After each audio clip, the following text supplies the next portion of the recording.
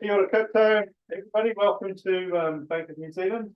My name is Paul Littlefair. I have the privilege to be the CIO or Executive of Technology at the bank, and I'm also very fortunate to be on the board of TUANZ. And so we'd very much like to welcome you here on behalf of both the Bank of New Zealand and also TUANZ. I think it's great that we can host these events, and we were just talking amongst ourselves earlier about sort of the good old COVID days, but you know, where we could all work from home in our pajamas and all that good stuff. But I think it is great to reinvigorate the technology community and start bringing people back together. And so one of the things we're very committed to at TUANZ is to be running this, and this is part of the After5 series.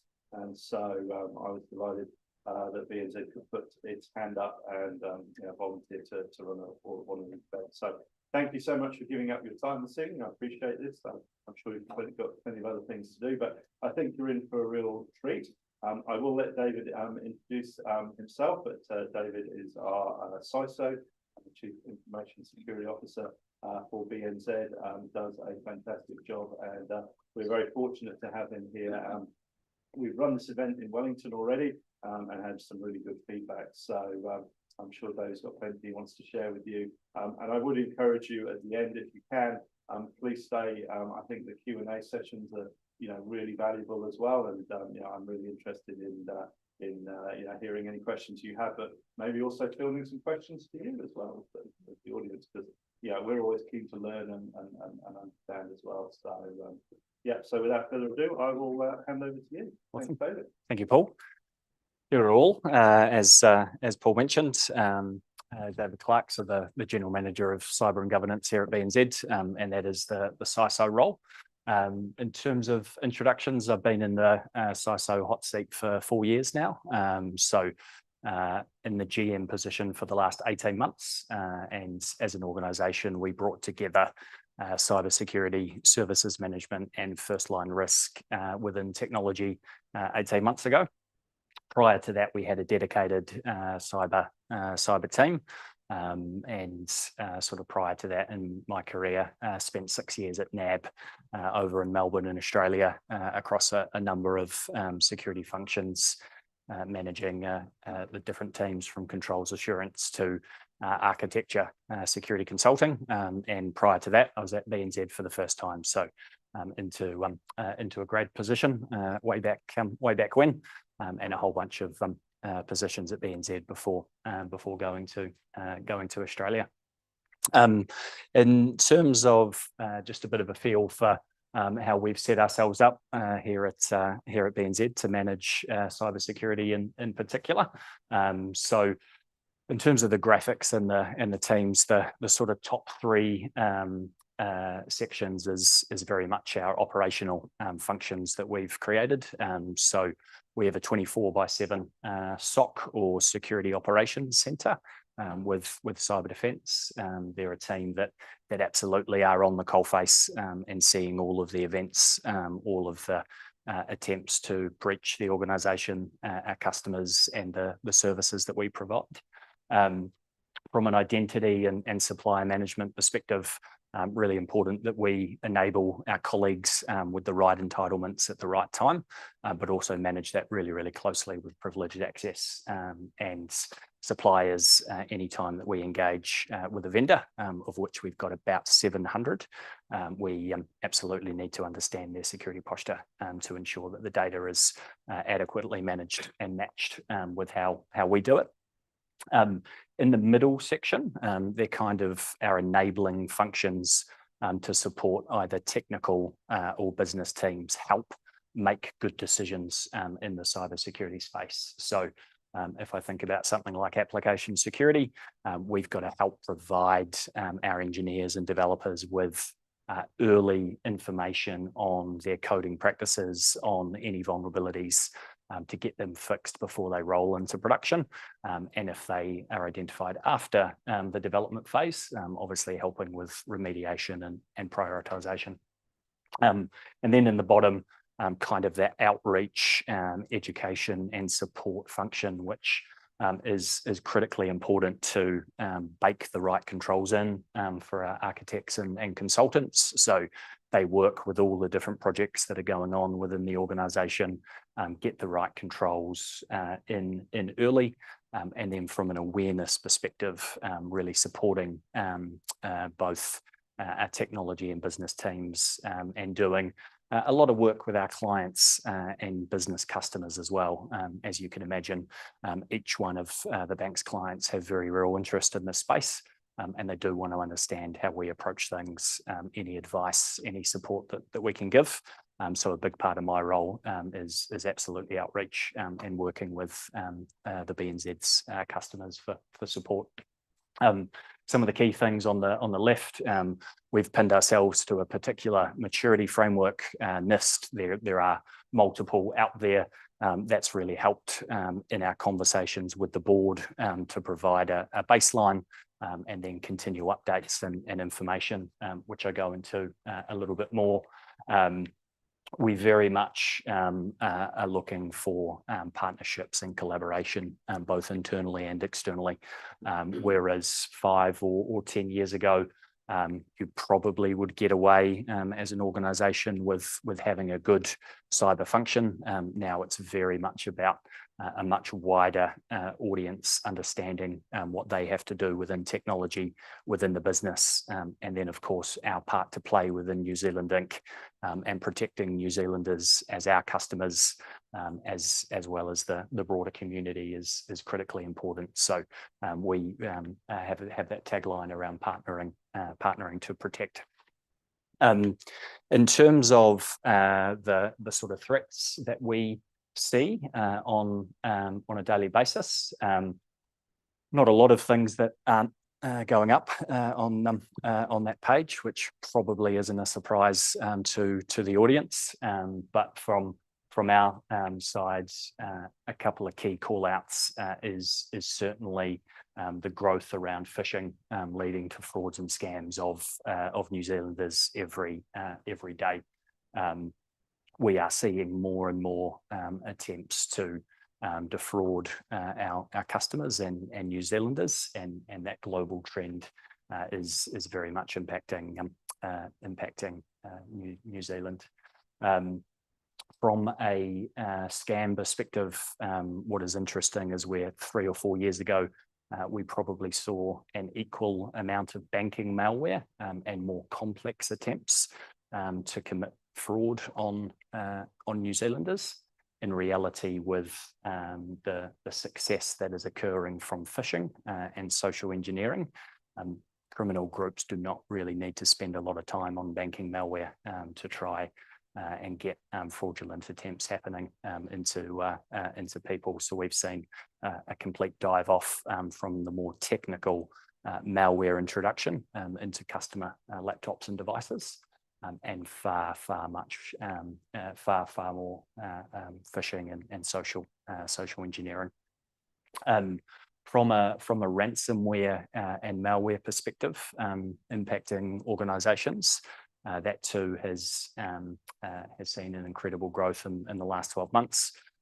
Publicly, the things that kind of make the news, things like Auckland Transport and Auckland University in the last month, the DHB a couple of years back, there are those things that bubble to the top and the surface, but every day we are absolutely seeing New Zealand organisations impacted by ransomware, and the impacts of that, of course, are pretty significant if your backup technologies aren't in place to be able to get your systems, services and capabilities back up and running.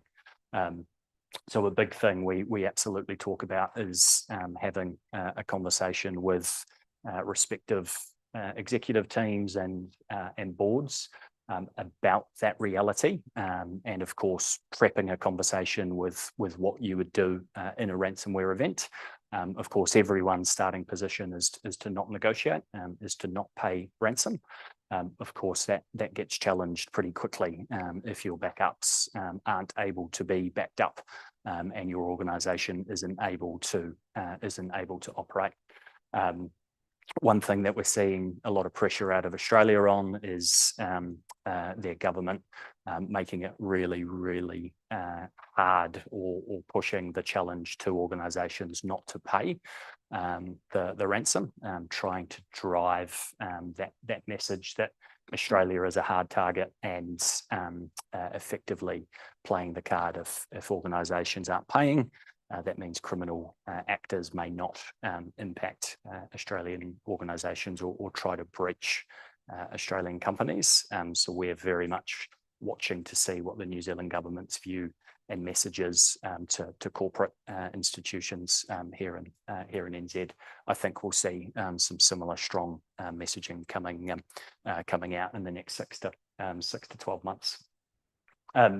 Probably the third one, just wanted to touch on in the mix there. So one thing that of all of these things that keep me up at night is supply chain compromise and that connection with third-party breaches. So that is a level removed almost of what specific technical controls an organisation can put in place. Because you are reliant on a different organisation, on a different entity, and how they're operating and putting controls in place to protect software, to protect data. And that is something that we've also seen a considerable growth in the last 24 months, with third parties being breached, and then a movement into other organisations from that pivot point. From a set of global trends that we're seeing absolutely play out here in New Zealand, and that replication of regulatory interest and attestations. So there's no doubt that there is more expectation on obviously financial institutions, but we're also seeing a draft regards critical infrastructure and the extension of requirements on organisations that have a critical infrastructure delivery component to organisations into New Zealand. So think telecommunications, think banking, think water, think those areas where absolutely it is crucial for those organisations to operate and continue to operate with resilience. Government support, I think what we've seen in the last 6 months with regards not only the industry response to fraud and scams, but also government stepping in and being a part of the intelligence sharing and expectations has been really fantastic to see. Actually, the last 6 months is something that I haven't witnessed in my sort of 15 years in the space, and it's absolutely seeing governments, social media companies, the banks, and telecommunications coming together to try and fight this fraud and scams space. We're getting good engagement from key departments. We're getting connections into the likes of Singapore and Canada for how they've approached different things in the last decades. And you know, I fully am encouraging and continue to have my team and the BNZ a part of that working group, because it is just so crucial for NZ. And I touched on a little bit in regards to ransom payments to pay or not to pay, and then of course the expectations around breach notification and bringing that to the fore. Probably the item just to talk through here in terms of our evolving customer expectations. If I wind back even 18 months or 3 years ago, some of the security controls that we would put in place on internet banking or services online, we would get a very negative response from our customer base for those control levers or for multi-factor authentication. or for a number of things that we've got available to help protect our platforms and customers. Today, it's a very different story.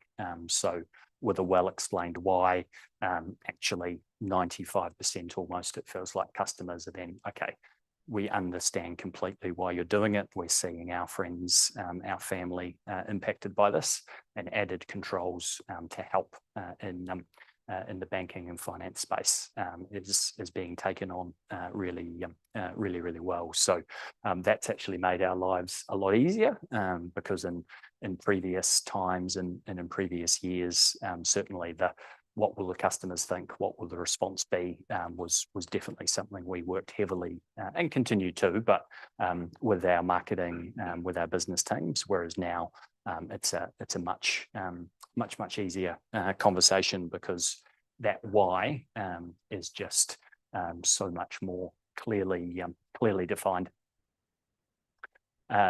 From a DevSecOps becoming sort of business critical, this very much is a trend that we're seeing across all technology teams, all institutions. It's very important to get your security controls and capabilities in the life cycle as early as possible, baked in from a pipeline or base control perspective, again as early as possible.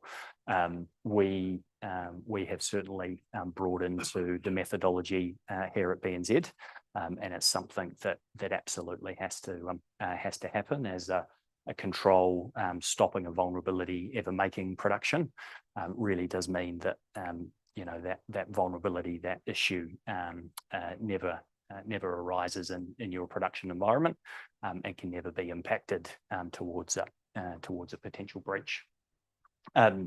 AI, machine learning, analytics, also very interesting. I don't think there would be a presentation in the last 6 months which hasn't talked Gen I, hasn't touched on the topic. For us, what we know is quite clearly our adversaries and the criminals that are looking to impact our brand and impact all of yours. They're not beholden to any of the privacy laws or considerations around sharing, or the considerations around using those types of services and where that data may end up. We clearly are. We're absolutely looking to options where it will help make faster decisions for our analysts, help speed up incident response processes, and try and bubble up the right information to our team. But we certainly are conscious that there is a lot to work through in terms of the control expectations and what we have to do. But the criminal groups are absolutely stepping straight into it. So some of the deep fake phone conversations I was talking about earlier, actually, that we're seeing coming into our call centers, some of the recordings of moving people's faces and looking for biometric access into the organisation.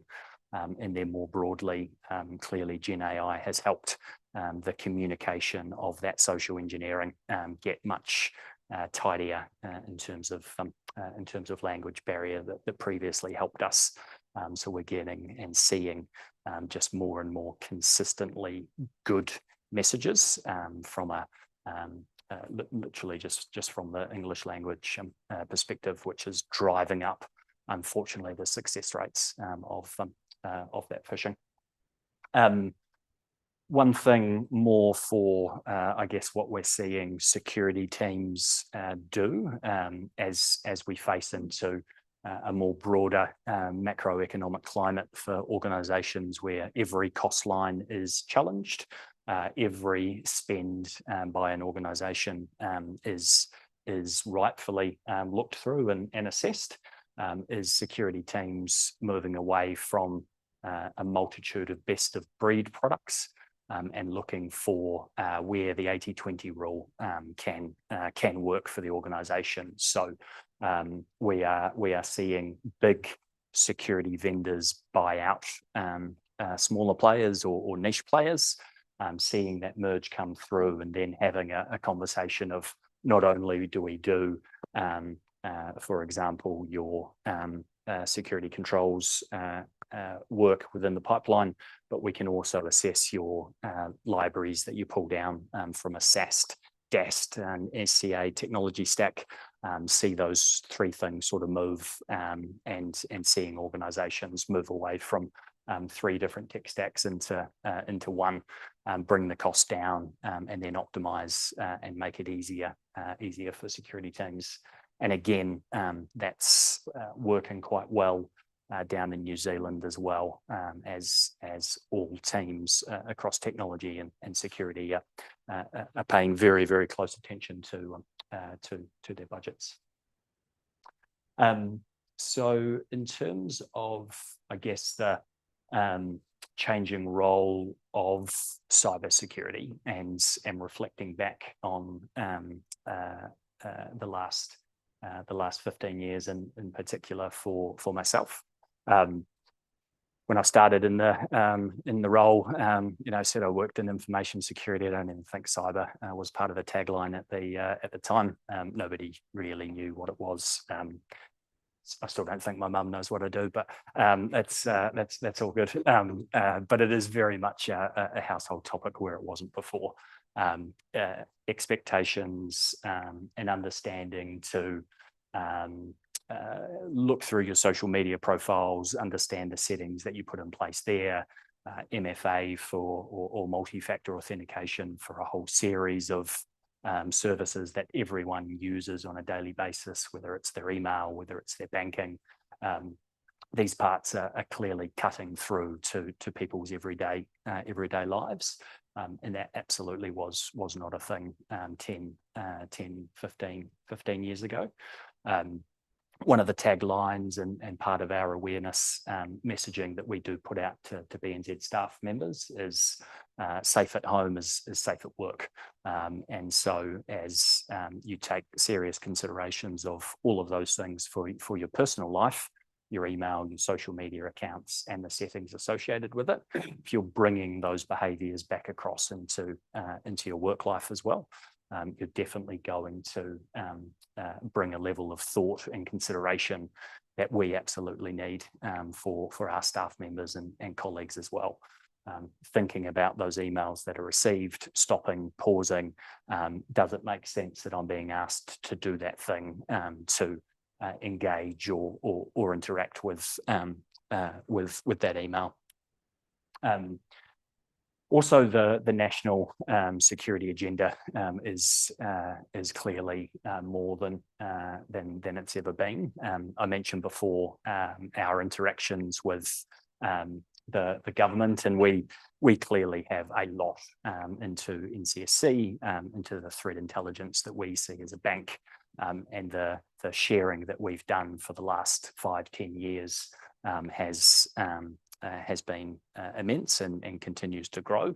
But what we're also seeing now is that support much more broadly from our government, and it's clear that it's a serious topic. What they're working through and where they're trying to help is definitely growing, and they're stepping into areas themselves where their capability is growing every day. Their incident response support is maturing all the time as well. So, if you think about those major events that have happened, 2019, 2020, NZX and DDoS events through to Waikato DHB and ransomware, the seriousness has been ramping up for organisations and for the government. And so too has the agenda and the support that we're seeing from them as well. The other area is within this organisation, and conversations I have with my peers is the amount of face time I get with the board with Paul on this topic. 3 years ago, I was probably there once a quarter. 5-10 years ago, probably once a year. There every month now in front of the board on this topic. It's our number one risk as an organisation, has been for a long time. And that conversation and maturity of that conversation has been improving in the last 3 years. And kind of the way that we've done that and the way that we've brought the executive and board team on their journey has been multifaceted, and certainly has led to quite a good relationship for us as CISO and CIO. But really, one of the first main things that we did do was very much those one-on-one awareness and education sessions. So being able to have any questions sort of asked away from a room where any type of embarrassment or lack of knowledge is taken away completely, and stepping through who we are, what we do, and how to help them was massively important. Our tabletop exercises to prepare, before an issue, and certainly the conversation has gone from if to when with our board, and the tabletops have really assisted with that. So taking smaller incident scenarios through initially, ramping up the level of impact inside of those scenarios has been really successful, just to gain and grow that comfort with that conversation. I mentioned before we have embedded the NIST cybersecurity framework here at the bank, and that maturity score has also really allowed a consistent basis for where we are on our capability journey. What do we need to do next? How do we continue to get better every day? And board members, typically across a multitude of organisations, or at least 2 or 3. And it does seem at the moment that NIST is a more popular choice. There are absolutely others, but that has really helped as well, because then they're seeing and hearing messages from their other organisations, and that level of consistency has really helped. Metrics and risk position is something that is a continual journey for sure. That is a difficult space to absolutely get the right metrics and information across. But again, as long as you go into the conversation, really approach it from an iterative perspective, take the feedback and continue to work with them, we've found real success there. And then probably one of the other major things that I've seen a massive change in is our ability to work with a whole range of ages in regards to what is cybersecurity, what career opportunities are there in this space. So not only STEM, of course, is on the rise, but literally getting in front of a whole range of high school students prior to university. We've worked with GROC, the Ministry of Education, ASB, AWS on an initiative with regards to cyber skills at Aotearoa. And that is where we're taking the topic into the classroom, and really facing into the opportunity that absolutely exists in the cyberspace, which is a huge skills gap. A huge number of roles that continue to grow in New Zealand and globally, and helping make it really clear that this is a career pathway that didn't exist necessarily en masse 10, 15 years ago. Along with that, even if it's not something that triggers some people's fancy in terms of a role. There is some fantastic material and education that then everyone within the school, within the classroom takes up, and they get some very, very good base grounding in, again, safe at home, safe at school, thinking about their presence. The age group that we're obviously talking about here is 90% on 99% online. They are digitally native, but then with that comes a whole series of other considerations and support that happens as well. So that growth pathway is certainly something that's new in the mix as well. But yeah, I wanted to open to questions and yeah, start a Q&A from the floor. I think the traffic comes from the door by Southern Cross. Why we don't stop at next Southern Cross level? Yep. Because it's easy, we know where it's coming. That's right. So I touched a little bit on some of the learnings we've taken as a country and the government work. So malware-free networks is something that you'll hear more and more from a tagline perspective and what we're doing with telecommunications and the government, because we completely agree. One benefit of the isolation we have and the limited amount of cables that come in, there are some pretty obvious choke points and decision points to effectively stop a number of the issues at the gateway. So that is something that's absolutely being worked on and under development with government and telecoms. I think the question is SWIFT. I know SWIFT was hacked a couple of years ago. You know the case of Bangladesh. Yes. Are we doing anything around the people? 100%. Yep. So that is our premium service or application as an organization. So we have 900 applications in the bank. That is our number one and is our most assessed, logged and worked through application. Crown jewel. Yep. Hey. Like I Yeah, see sure. a lot of thread and work that you guys need to do from the IT team. Yes. What would be like the core thing that you need to make sure that it's all secure and like kind of a key foundation you all need to make sure that it's ticked off? Yeah.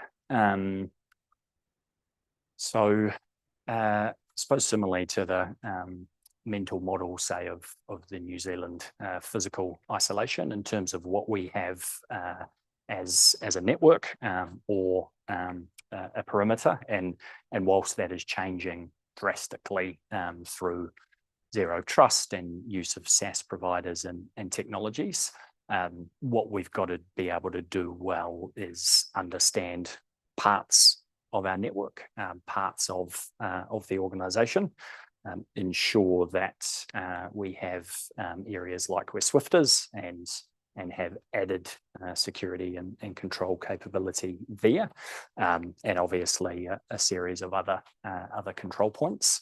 I think for me, as well as some of the technical implementations of network controls and things like endpoint detection response technologies, actually lifting it up and that awareness and education of our 5,500 employees to really help give them confidence in what they need to do every day. That's probably a key focus of the security team and function. Hey. Well, now it might be they're fortunate enough to have you and your team. Yes. Normally. Yes. Yep. It absolutely is. It is a dynamic environment. I think in terms of some key points and additions, whatever a SME does, if it understands its backups in terms of that ransomware threat. It can use MFA and multi-factor authentication technologies as much as possible.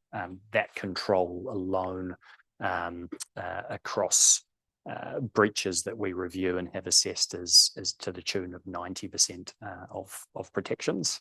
And then when technology partners or choices are made, because everyone will need services, it's then just bringing that conversation and challenge to that decision point and seeing where and what type of responses are actually received from the vendor or the provider.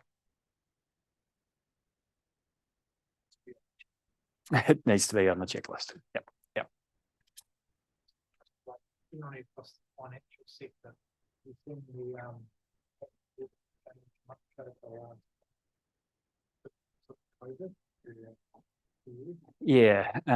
So I didn't touch too much on the perpetrators who we track and follow, but definitely an interesting dynamic since COVID has been the New Zealand criminal groups stepping into the space. So I guess think of any other organisation looking for new lines of revenue.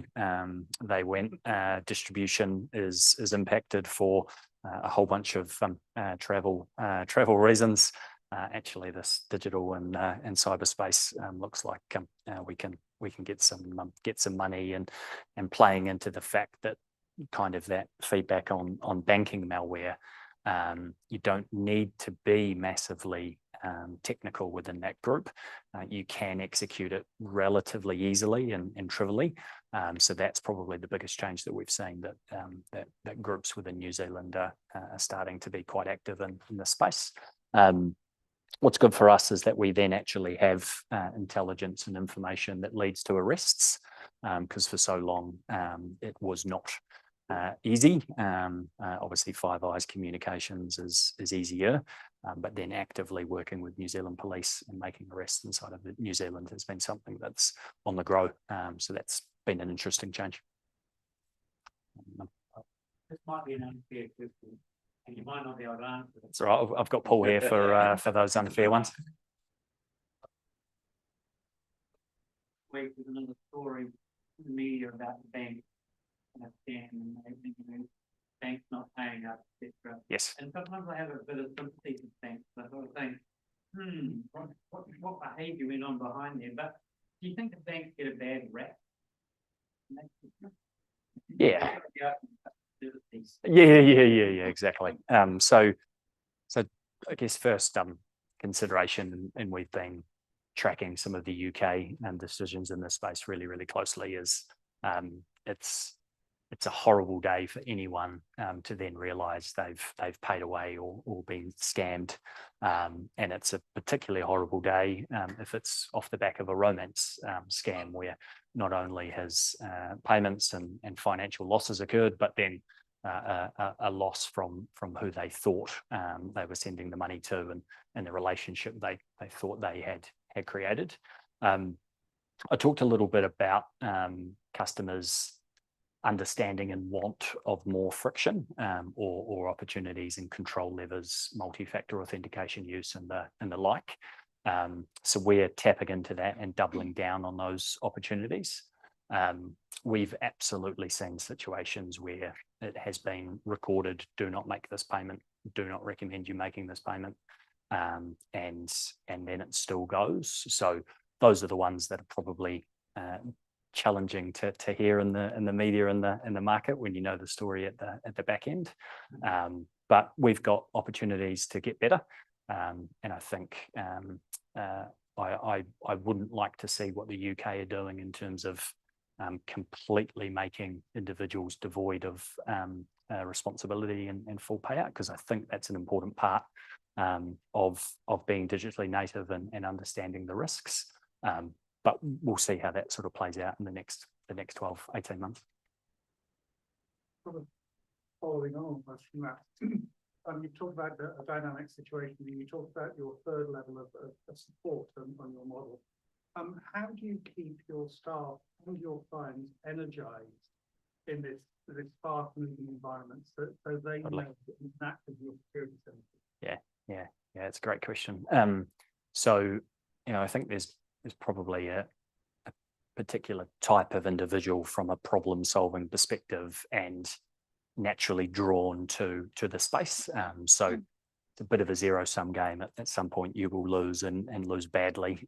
But the competitive nature, I think, of the individuals involved is quite obvious and something we absolutely see. I think for us, what we found work really well is having very well defined career pathways, very well defined educational opportunities to continue to grow as individuals within our team.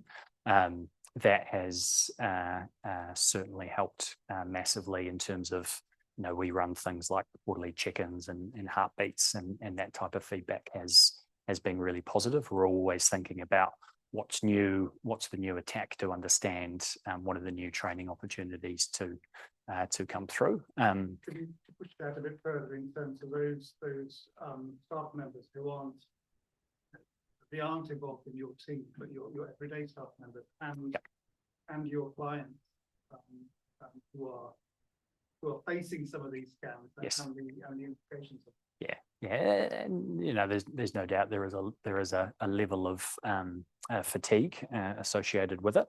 I think as the reality though is more and more understood, the need for resilience and then the need to protect respective organisations sort of works its way through.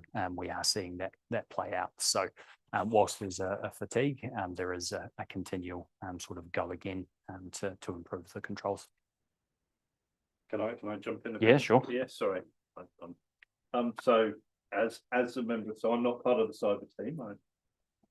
David might report to me, but so we do a lot of internal marketing. We run Scam Savvy Weeks. So we've got branding and internal marketing around all of this stuff.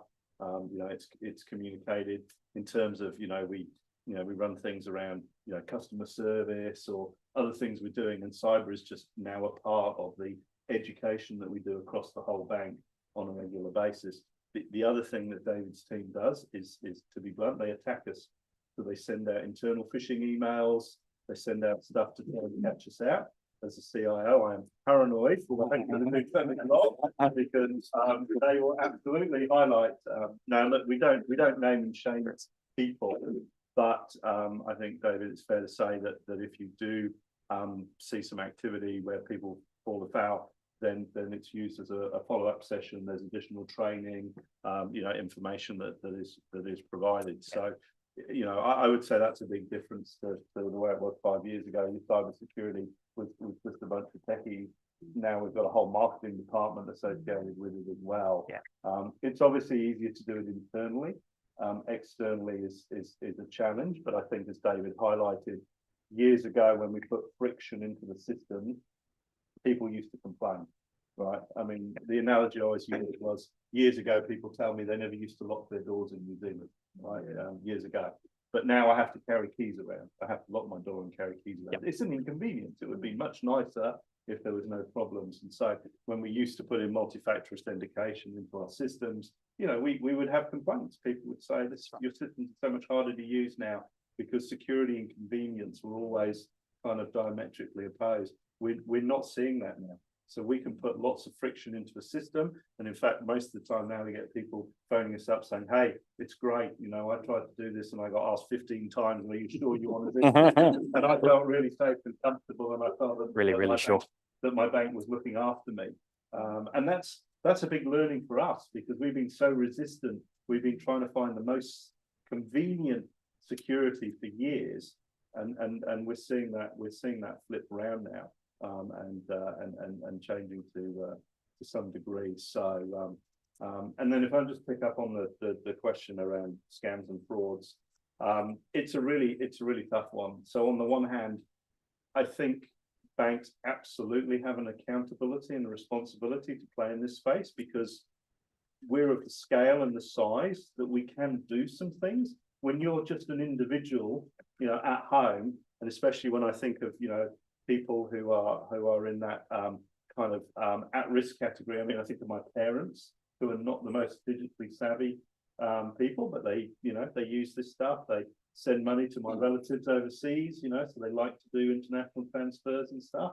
And you know, and I do worry about those sorts of groups. And if you fall victim to a scam, it is, as David said, absolutely heartbreaking. The first thing is you're highly embarrassed normally, and you actually you don't want the bank to investigate. I mean, half the time people lose money and they go, let's just pretend it didn't happen and move on, because it's really difficult and embarrassing. And so you know, I think the banks have an opportunity to do that, but the concern as ever is, where do you strike the balance? Because we also find now customers coming to branches, especially when they're doing behavior that we've not seen before. We now have triggers in our systems to look for that. You know, we've got a level of AI coming in now, but it's an invasion of your privacy, because a lot of customers say, I don't want you asking me about where that money's going. That's nothing to do with you. You know, you're just my bank. You need to do what I tell you to do. It is my money, and I want you to do this. And there have been times when we know, we actively, you're sending this to an account where we've seen, you know, fraud activity before. We want to stop you doing this. And we have customers who are adamant, you know, this is my, you know, you talked about romance scams. I mean, it's one of the hardest things to train our branch staff, is not only to tell you that the money you're sending is going to be, you're going to be defrauded. The person you're sending to is not actually in love with you. And, you know, and you know, that's a really challenging space for us to operate in as a bank, because historically, that's not the sort of world that we came to play in. So, you know, don't get me wrong, we're keen, we're enthusiastic to do this. We're also keen, if there's anyone here from the telcos along, we're very keen to get you on board as well, because frankly, I think at the moment we feel as banks, we're fronting this alone. And a lot of the scams we're getting are text-based, and we're saying, oh, it's your text network that's sending these things. You could help us as well, because you're sending these things to people. And if they're coming out of a phone number, you know, then we would really appreciate some help around this. So, you know, we're keen to work together as an industry, but I think there's a couple of years to go on this, because there's a real fine line between the individual's privacy versus what we can do as an organization. And there have been a couple of incidents where we've said to customers, don't do this, and the customer has gone ahead and done it, and then said, oh, how did you let this happen? And we're, you know, somewhat incredulous. Now, on the other hand, there also have been some times where we've missed things because our staff training is not at the level that it should be, because we're also coming up to speed with this. So I'm not saying that, you know, we always get it right and the customers always get it right. There's learnings on both sides, but I think it's really important that, you know, we work through this debate and improve. But, you know, at the moment, it's these criminal activities, you know, that are getting rich. I keep saying to people, it's not going to surprise me one day you see in the Forbes top 100 that, you know, Cyber criminal. Criminal. Yep. It's a very lucrative business at the moment. You know, sorry. No, that's great.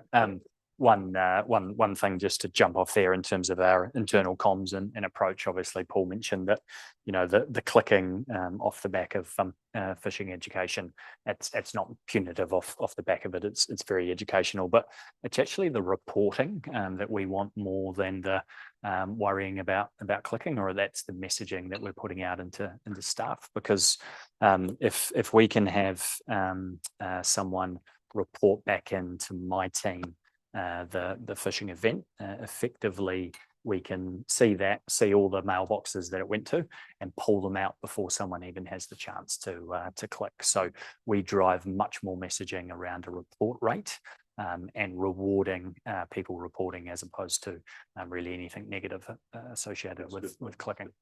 And is that, sorry, Yeah. is that done through a very easy automated process? It is. Click this button, it gets, Correct. yeah, Yeah. rather than having to pick up a phone. That's right. I'm not quite sure. Yeah. Yeah, so just to follow up from the previous comment, so with the introduction of all the sophisticated AI and more comprehensive service engineering, Yes. do you feel like customers are willing to give up some of their privacy for more sophisticated security? But depend on age groups. So definitely what we're seeing is much more acceptance of that through a younger customer demographic, and much less acceptance of that in the older demographic, and somewhere in the middle for the middle. So that is definitely connected with age group, and again going back to that sort of digital native comment I mentioned earlier. Much more acceptance in those younger years for giving up levels of privacy. Couple of questions. First off, TUANZ deals with Visa. Absolutely, all banks deal with. Last year I got scammed out of about $300 through credit card payments online out of Singapore. I was in New Zealand. And literally an hour before these started happening, which I didn't know the time with, by the way, which is another sub question. Why aren't Visa payments timestamped when you see them on your statements? When you can see bank ones, but you can never see. And I asked Visa, oh, that's the way we do it. I'm sorry, I don't believe in how committees run. I like how the businesses run. Mm-hmm. And he went, why don't you timestamp them so I can actually see, did that happen over 5 minutes or over 5 hours? I have no idea. Interesting. Oh, yeah, we can't give that information out. So, Are you saying that they're not timestamped? Yeah. pardon? Are you saying that they're They're not Just like jumping in the app. but they're not timestamped. Yeah. So you don't know the 10 transactions that happened. Did it happen over 2 minutes? So my question would obviously be, why wasn't that picked up through, assumably now AI? And I asked that question, why wasn't it picked up when that happened out of Singapore? Oh, it was Xbox and we have these all the time. I says, do you have, sorry, I'm a Microsoft partner and I use Flow and other tools. I said, so you didn't have a tick box saying that I have an Xbox? Did you have any inclination that I moved from New Zealand to Singapore in an hour? Yep. You know, there's a whole swag of stuff that should have happened and it Totally. didn't happen. Yeah. Yeah. So I slammed them. I said, look, I'll just go to another bank if this is how you're going to treat me. Oh no, sir, we'll keep you in touch. And they kept in touch a little bit, but it was like, really? So that made me very wary of using Visa. Interesting. Yeah, okay. Because I've the opposite problem where I can't use my Visa on Xbox. It will not let me buy new games. That's a great control for. So I just well, last month I was in Europe. I just got off the train and just arrived in Athens, got off the train. Yep. Check everything. It's my wallet. Oh, sure. Oh my God. So luckily I had my phone with the app, managed to cajole somebody to give me Wi-Fi within 5 minutes, block, all the cards, driver's license. And they went, oh, and of course, you know, but that was because the app was there, which was, again, fantastic. But my main question for you is, have you ever, or do you consider offering to SMEs, because I heard the question, about packaging what you do as a sub-service, because obviously you've got templates, you've got IP, you've got a whole swag of stuff. Yes. And if you want to bring on the telcos, wouldn't that be such a package? And we actually offer this cyber package. Totally. There a lot. A lot. Have I just given you enough? It's not a new, look, it's a great question. Yeah. It's not a new idea. The challenge for us is you go to our board and the first question they'll say is, what business are we in? And so, yeah, there's lots of opportunities for banks to do. Now the revenue all sorts of stuff. Oh, sure, but I mean, banks, if you go back 10 years ago, we were all selling insurance products. You'll see the banks have all moved away from that now. And so, look, it's really good. I mean, the reason we're hosting this today is I'm very committed that we, as Bank of New Zealand, should be doing more for New Zealand. So it's a good question. Thank you for the nudge. I will take it back up again.